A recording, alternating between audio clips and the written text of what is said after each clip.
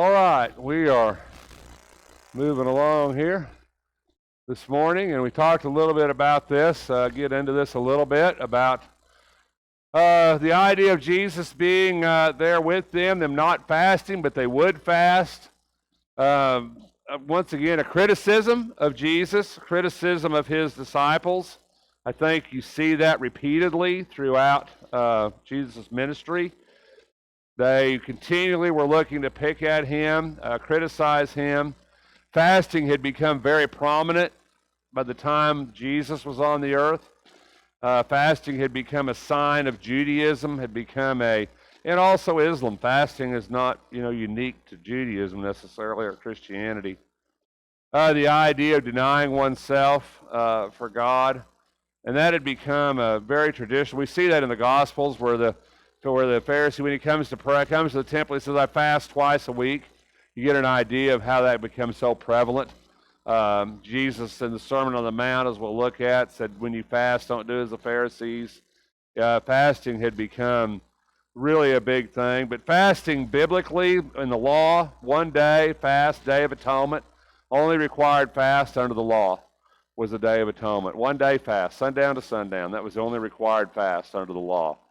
But there were other fasts, and we could really get into a big study on that had become popular. The 4 main fasts of Judaism by the time of Jesus, 4 big fasts that celebrated things to do with the construction of the temple, the Maccabean revolt. The success of that was a fast. Other things that were celebrated. So they were criticizing Christ, criticizing his disciples for not fasting. Comparing them to John's disciples, and seeing that, Jesus said they will fast when the bridegroom is taken away. So he certainly wasn't saying that they would not fast again, but he was saying, or criticizing, or saying the fast was no longer required, or the fasting would no longer be something that would be done. But he was saying they wouldn't do it while he was there. So that was kind of an interesting discourse that Jesus begins to have. But he really carries on with it, and this is probably the interesting part of the thing, about no one puts unshrunken cloth on an old garment or new wine into old wineskins. And, synoptically, this is in all 3 Gospels synoptically, so it's, when you see it across all 3, it's pretty prevalent statement.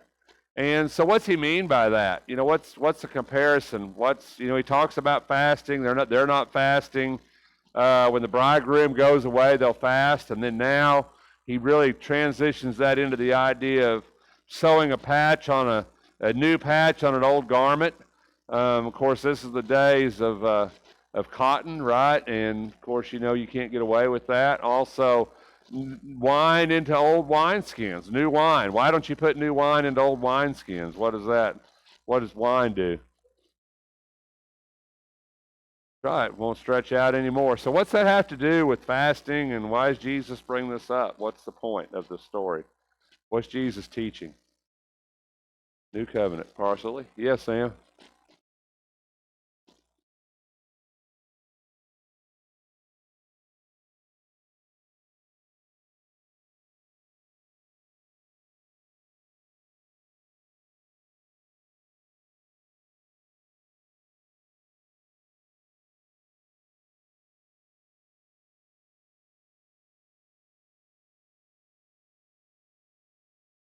Being new, yeah.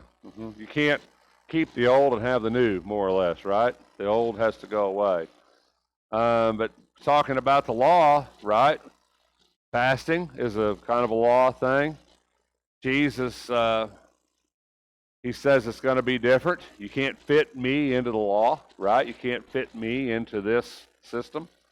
But once again, Jesus didn't come to change it.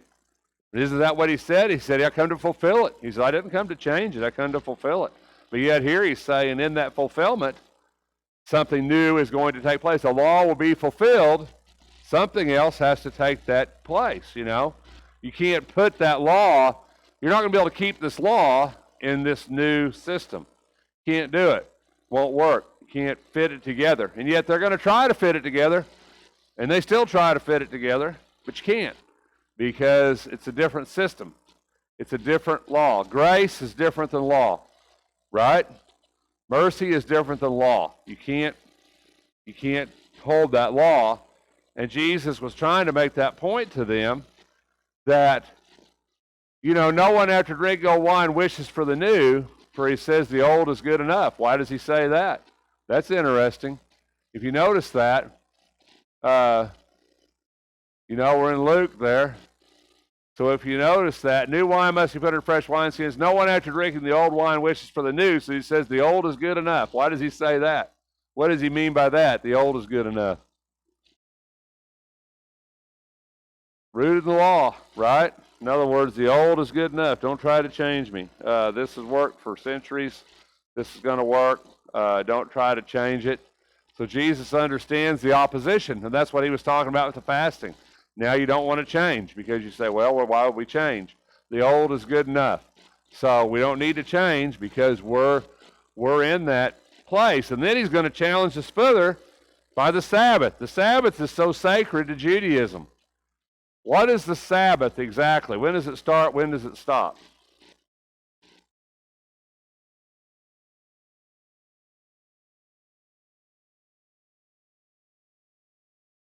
That's right. Friday at sundown to Saturday at sundown. That's the Sabbath. Sundown to sundown. Everything in Judaism is sundown to sundown, not midnight to midnight, sundown to sundown. So, sometimes that gets a little confusing. So sundown to sundown is the Sabbath. And what could you do on that day? Yeah. By the law, what could you not do on that day? Work, like Buck says. Work. What is work?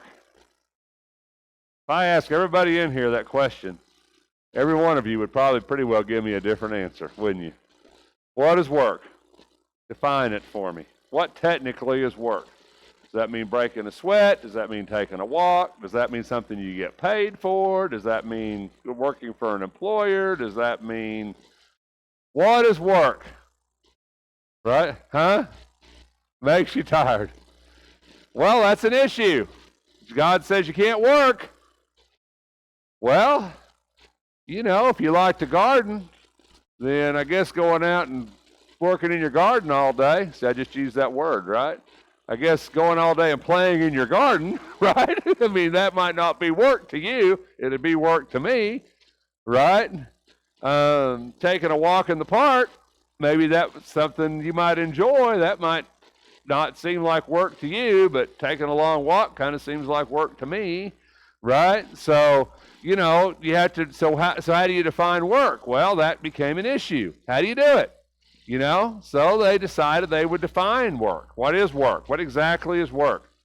If you can't work on the Sabbath, we need to know what that means, because otherwise we're going to break the Sabbath. We know what God told them, right? And one thing he says, no cooking, right? No cooking on the Sabbath. Whatever even when they were in the wilderness, he says, when you weren't dropping that manna from heaven, you get enough on Friday to make it through Saturday. It won't spoil. Right? You're not going to go out either gather the manna from the ground on the Sabbath, because that's work. God says you're not even going to do that. So by the time of Jesus, they had defined what work was in the oral law, written law of Judaism. And certain things we know, certain things we don't know. But in the Bible, we often hear a Sabbath Day Journey. We often hear that term, a Sabbath Day Journey. A Sabbath Day Journey is a little less than a half a mile. So basically, you could walk a half a mile on the Sabbath, and that was not work. But if you walked over a half a mile, that was work. Writing on paper, or on it wouldn't be paper, but writing on anything permanent, writing was work. But if you wrote on the ground in the dirt, that was not work. So it had become very particular. What you could do, what you couldn't do. Jesus challenges the Sabbath all the time because he's trying to show them that they're so steeped in this law, this oral law, and this written law, that they've forgotten God's law. They've forgotten justice and mercy and grace and love. They've forgotten these things. Why did God give them the Sabbath day, do you think? Why did God, Moses goes up on the law and he comes down and he says, you guys are going to rest one day a week. Why did God do that? Does God need us to rest? Why did he do that? Have you ever really thought about it? Why did God even do that?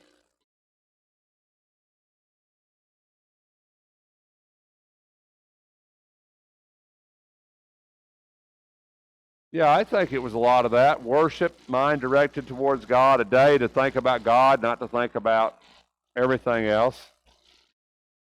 But I think to me, I always pictured who they were. The people that came out of Egypt, they were just slaves, right? I mean, they were a bunch of slaves. Am I right? A multitude of slaves. And I've never been a slave. Hopefully never will be. Never owned a slave. Never will. But I do know some things about slavery. Slaves didn't ever get a day off, right? I mean, if you were a slave, and Pharaoh made their burden harder. Remember that? He made their burden harder. They had no off time. Every day they were a slave. Every day they got up, they went to work. Well, whatever you call that. They went to slavery, right? Every day. And when they come out of Egypt, God says, take a day off. Can you imagine what that would be like for a slave? For somebody to say, take the day off, right? God gave reprieve to people. And the law was never meant to be this burden. The law was meant to liberate these people, to give them community and purpose and to show God's love within their lives, but they turned it into this tremendous burden. But God didn't create the Sabbath to be a burden, to be a day of burden. God created the Sabbath to be a day of reprieve, a day of rest, a day to refresh your soul and your body and not to have to do anything and not to even have to cook. What a blessing, wouldn't that be, in that society where I'm sure women predominantly spent most of their day cooking, wouldn't you think? I mean, in that society with what they had to use, I would think cooking would be a day-long event just about, wouldn't you? I mean, I imagine cooking would be continual in that society. I can't, with the way you'd had, there was no such thing as a microwave or a pre-made meal or everything was from scratch and everything was made on a fire and everything. I mean, that to me, that would be a tremendous burden. And to say, yeah, you're not even going to cook.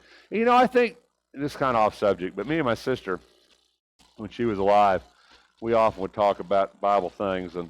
And she says, God said when a woman was on her cycle during the month that she had to go to this tent outside and stay in this tent because you couldn't come in contact with a woman that was on her cycle or you would be unclean. So every month when the woman would have her monthly cycle, she would have to go live in this tent with all these other women that were having this monthly cycle. And my sister she said, man, wouldn't that have been glorious? And I said, what do you mean? And she goes, they've got this husband to take care of. They're cooking all the time. They got these kids to take care of. And then 1 week a month, they got to go hang out with all these other women. And if their cycles are all kind of on the same schedule, I mean, that's quite a little community, right? I mean, they're all kind of hanging out for this week together and not having to take care of anybody else. And Roxanne says, wouldn't that be glorious? And I'm like, that's an amazing way to look at that, that God gives them this reprieve, to go and have this week to be to their own, and I thought that was just an amazing way to look at that, and that's always kind of stuck with me. But God gave them community, didn't He? I mean, isn't that what God gave them? Is He gave them community and love, and He wanted them, and see how they've perverted it by the time of Jesus. See how they've perverted the law. The law didn't liberate them anymore. It bound them. The law was restrictive. It constrained their very being. And God never intended for that to happen. And see, we can do the same thing with Christianity. God gave us Christianity to liberate us, to give us freedom in our lives, didn't He? I mean, isn't that what He did? He says, you'll be free indeed. And yet so many times we look at faith and Christianity as burdensome, as, well, I got to go to church, I got to do this, I can't do this, I got to live a certain way. We think of it as burdensome, but yet God never created our faith to be a burden to us. He created His faith to liberate us. didn't he? He created it to give us a group that we can trust and love and respect. And he gave us this community, didn't he? And he gave it to us to liberate us. And we forget that with our faith. We think faith is burdensome, but faith is liberating. It's liberating. It's this day, this time is for us, isn't it? I mean, it's for God, and we come to worship, but have you ever really thought about it? The break he gives us from the world, from all the things that burden us in our lives, and he gives us this time to be together, to let that go, and to refresh ourselves and renew our soul. We should look at our faith that way. It's not as a burden, not as something that is burden or cumbersome, but something that liberates us from the world that's around us, because that's what God does. You see how we twist things, and you see how they twisted things. We forget that God didn't give us faith, didn't give us worship, didn't give us this time to burden ourselves, but he gave it to us to liberate ourselves. And you and I, sometimes we forget that. Faith is not burdensome. Faith is encompassing. It's liberating. It's what we are. And God gave us this for a reason. And they perverted it, and we pervert it. Because oftentimes we look at our faith as a burden instead of what it is, which is a blessing, a liberation. You know, we forget that sometimes, I think. Are there any comments?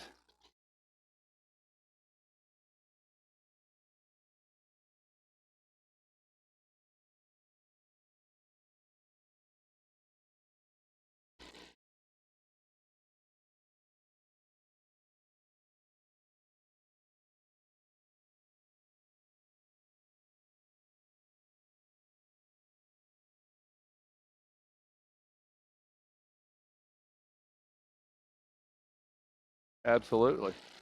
Yeah, people love to bind things on people. People love to burden, to make religion burdensome and to bind things on people that Christ doesn't bind.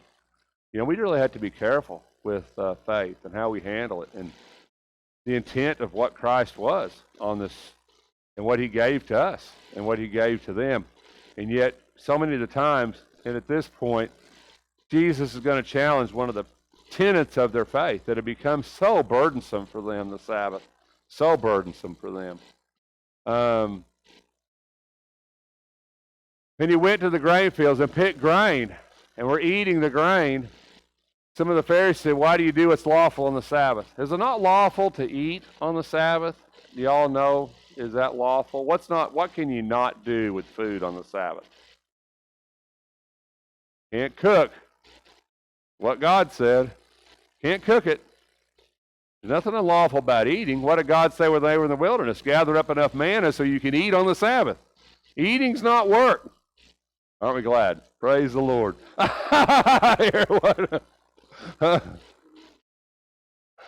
No, but they were just doing it as they were going through the field, and Jesus says, there's nothing wrong with this.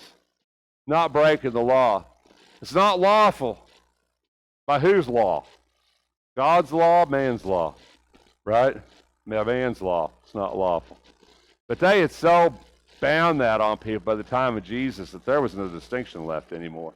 Man's law and God's law had just become law, and there was not a distinction any longer. So Jesus begins to challenge their beliefs, challenge what could we do. It's interesting he brings up David, though. Now, that's an interesting story in Samuel. David and the priests of Nob, right? He entered the house of God, ate consecrated bread, which is not lawful to anyone to eat except the priests, and gave it to those who were with him. That really wasn't a lawful thing necessarily that David did, but God allowed it. And the reason Jesus brings this up is because he's trying to say, what? There's exceptions to the rule? Is there exceptions to the rule?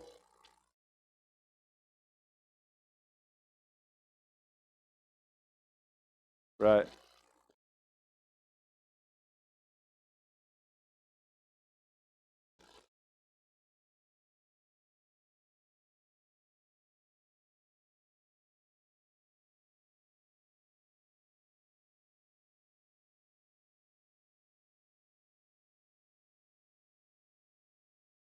Right. Yeah.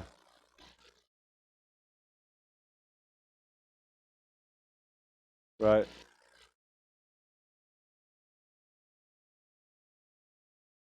Yeah, they're not understanding the precept of what the Sabbath was about. Right.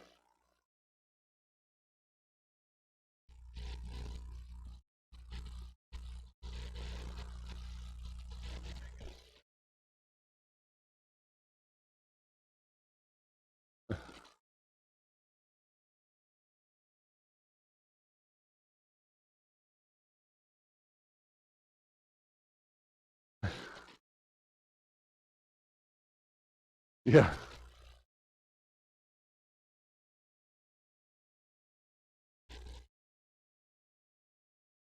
Right.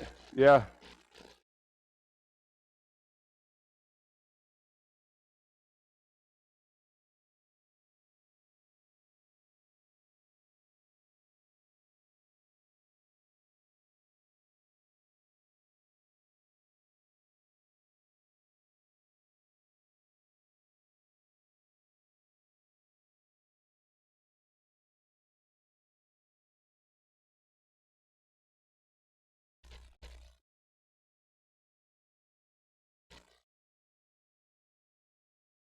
Yeah, I agree. I think it's kind of a big thing what Jesus is trying to teach here. Yeah, I think it's more than.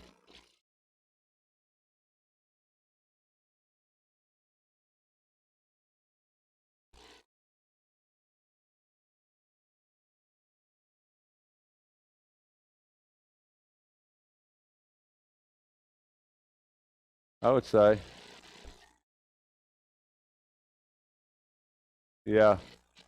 I think Jesus says, there's intent of the passage. You're missing the scope. You're missing the point of the whole thing. And you've taken it too far.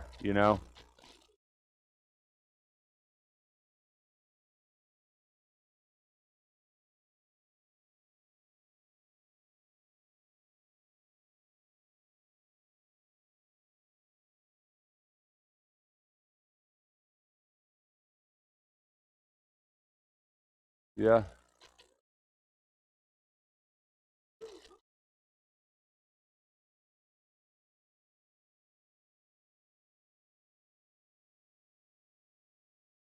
Yeah. hmm Yeah, it's about saying there's exceptions to the rule. If your ox is in the ditch, I've often heard, hold on a second, I've often heard people say, if your ox in the ditch, you need to get him out, but don't push your ox in the ditch, right? Go ahead.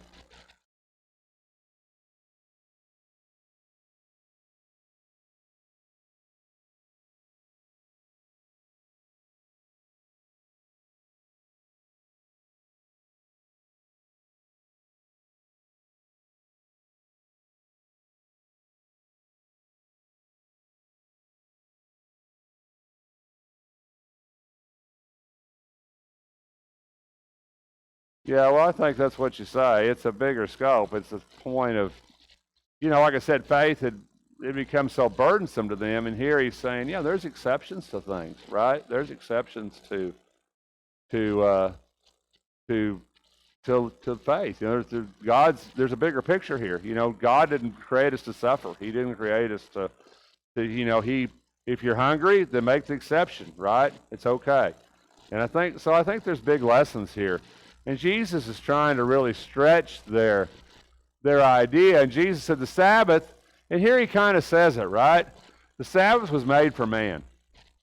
In other words, God didn't make the Sabbath because he needs you to rest for a day. God made the Sabbath because you need the Sabbath. You need it. I don't need it. I could care less. But you need it. You know what? And I think for us as Christians, that's kind of what worship is. It's not the Sabbath. I mean, don't get me wrong. I'm not trying to make that great comparison that I always have when I was a kid, but we need the day. I mean, God's going to be God whether we worship him or not, but we need it, you know? And it's something that God puts in place. The Sabbath was made for man, not man for the Sabbath. So the Son of Man is Lord, even of the Sabbath. I say that something greater than the temple is here. If you had known what this means, I desire compassion and not sacrifice, you would not have condemned the innocent, for the Son of Man is Lord of the Sabbath. I desire compassion and not sacrifice. You know, we serve a compassionate God, a loving God. And sometimes we forget that there's a bigger scope to our faith, our Christianity, our life, than just keeping every idea of the law. If we forget mercy and grace and love, then what we're doing, we're just a noisy gong and a clanging cymbal. Isn't that what the Scripture says? You know, we're not doing anything. You know, the underlying force of us should be compassion, grace, love, mercy, the greater things. And yet Jesus is going to continue to challenge the Sabbath idea. The man with the withered hand. Absolutely. You know, God gave us law to follow, and it's not for no reason. You know, there's things we need to do, things we need to keep, things we need to strive, because let's face it, God gave us for a reason too, you know.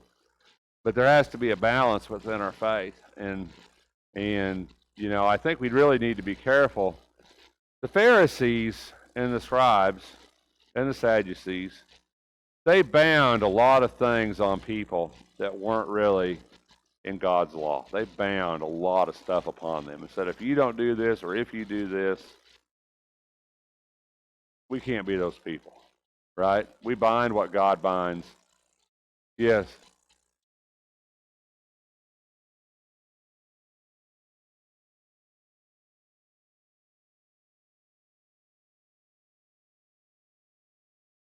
Yeah.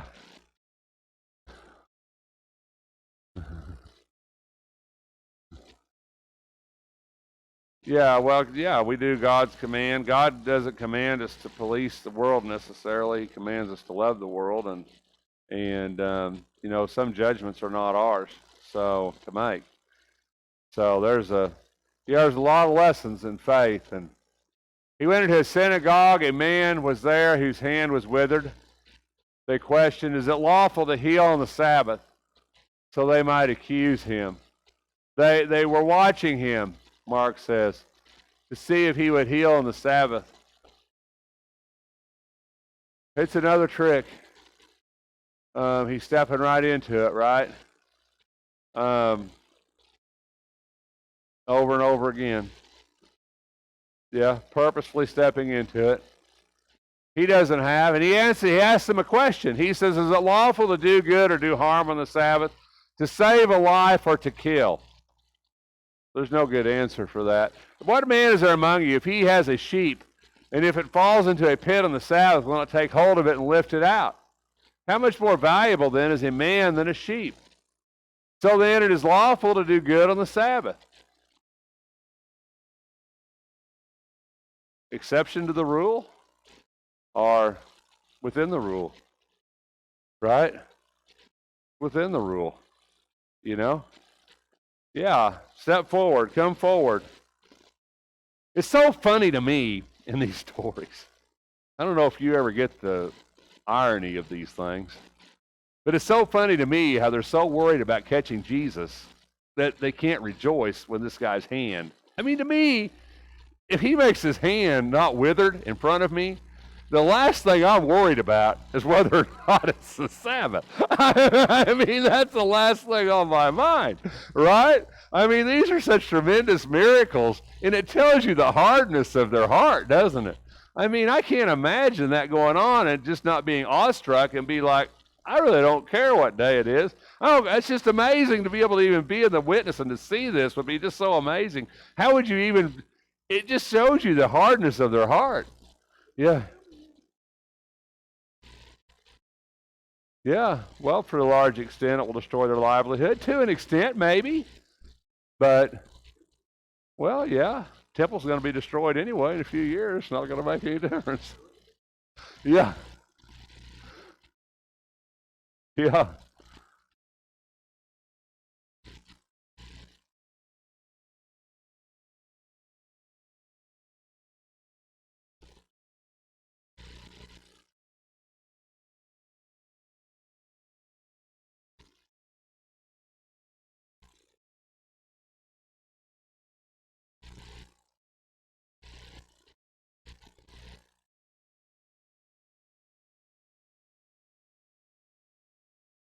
control. Yeah. Yeah, for sure. He's restored to normal like the other. Can't imagine that miracle. I've often looked at that. It's not a miracle we talk about a lot, but right in front of him for that hand to just, I just can't imagine that. Can you? I can't even begin to comprehend that type of a miracle. No, they couldn't heal anybody. Yeah, they couldn't heal anybody. And they began conspiring with the Herodians against him. Who are the Herodians?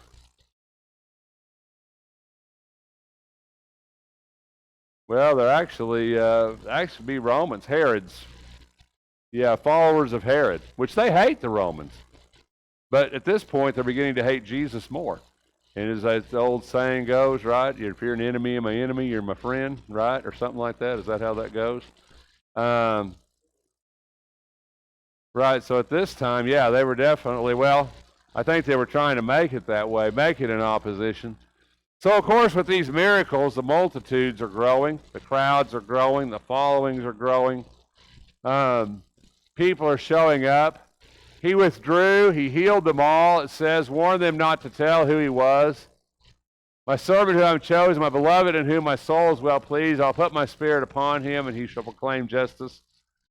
If in Isaiah to the Gentiles, and this isn't really to the Gentiles necessarily yet, Matthew's the one, of course, our Jew. You're going to get all Old Testament quotes from Matthew, or a lot of them are going to come from Matthew.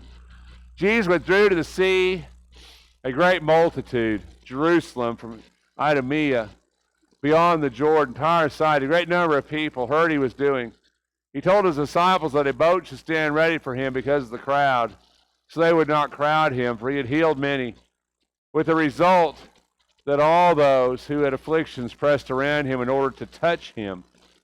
Whenever unclean spirits saw him, they would fall down, shout, "You are the Son of God." And he earnestly warned them not to tell who he was. This is a time of immense popularity. The crowds are trying to touch him. The woman with the issue of blood, we see that story about her reaching, trying to touch him, but you got to understand this was going on. This was continual. People were sick. They were desperate. They were doing whatever they could. They were going to who could heal him. They were going to him not so much because of who he was, but because of what he could do for them, and this was going to come out. But he had to also show who he was by these miracles, by these signs, that he truly was the Son of God. But he wanted them to reach that conclusion on their own. He warned the spirits, don't say who I am. He warned others not to tell who did this. You see that here. Jesus wanted them to come to the conclusion that he was the Messiah, not based upon him coming out and saying, I'm the Messiah, I'm the Messiah. He wanted them to come to that conclusion based on what he was doing. And so he tried to hinder that speculation or those words coming out. He will not quarrel nor cry out, nor will anyone hear his voice in the streets. A battered reed he will not break off, and a smoldering wick he will not put out until he leads justice to victory. And in his name the Gentiles will hope. Prophet Isaiah speaks these words, prophecy about Jesus. In his name the Gentiles will hope. So now we move, we're out of time. We'll start here 3 weeks from now, actually. Y'all, so anyway, we'll see you in a while. Wednesday night if you're here, but then after that it'll be a couple weeks. Thanks for your time.